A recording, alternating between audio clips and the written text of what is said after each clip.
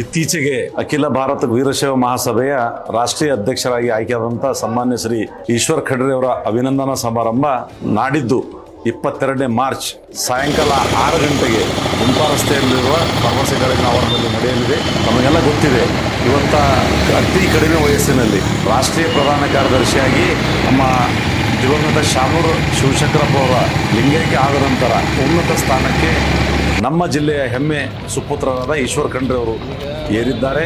ನಮ್ಮ ಜಿಲ್ಲೆಯ ಲಿಂಗಾಯತ ಸಮುದಾಯದ ಪ್ರತಿಯೊಬ್ಬ ಜನರ ಇದು ಒಂದು ಆದ್ಯ ಕರ್ತವ್ಯವಾಗಿದೆ.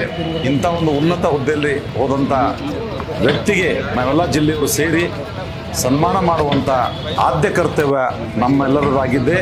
ಹೀಗಾಗಿ ಈ ಕಾರ್ಯಕ್ರಮದಲ್ಲಿ ಸುಮಾರು 50ರಿಂದ 60 ಮಠಾಧೀಶರು, ವಿರಕ್ತ ಮಠಾಧೀಶರಾಗಲಿ, ಪಂಚಾಚಾರ್ಯ ಮಠಾಧೀಶರಾಗಲಿ, ಆರೂಢ ಪಂಥದ ಮಠಾಧೀಶರಲ್ಲಿ ಎಲ್ಲರೂ ಒಗ್ಗಟ್ಟಾಗಿ ಸೇರಿ ಸಾನ್ನಿಧ್ಯವನ್ನು ವಹಿಸಲಿದ್ದಾರೆ. ಈ ಕಾರ್ಯಕ್ರಮದಲ್ಲಿ ಪಕ್ಷಾತೀತವಾಗಿ ಎಲ್ಲ ರಾಜಕೀಯ ಲಿಂಗಾಯತ ರಾಜಕೀಯ ನಾಯಕರು, ಶಾಸಕರು, ಮಾಜಿ ಶಾಸಕರು, ಮಾಜಿ ಮಂತ್ರಿಗಳು ಎಲ್ಲ ಸೇರ್ತಾ ಇದ್ದಾರೆ.